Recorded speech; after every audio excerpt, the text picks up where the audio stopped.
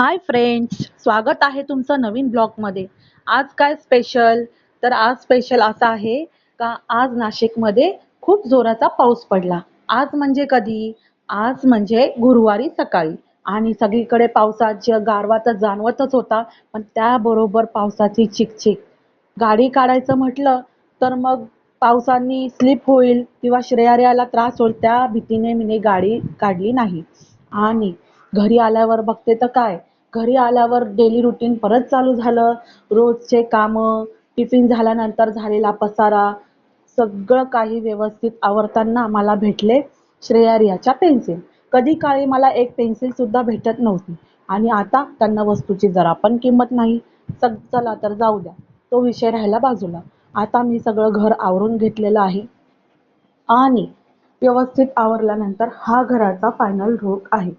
परत श्रेया आल्यावर पसारा होणारच आहे, तरी पण मन समाधान, सवय आहे वस्तू जागेवर ठेवायची.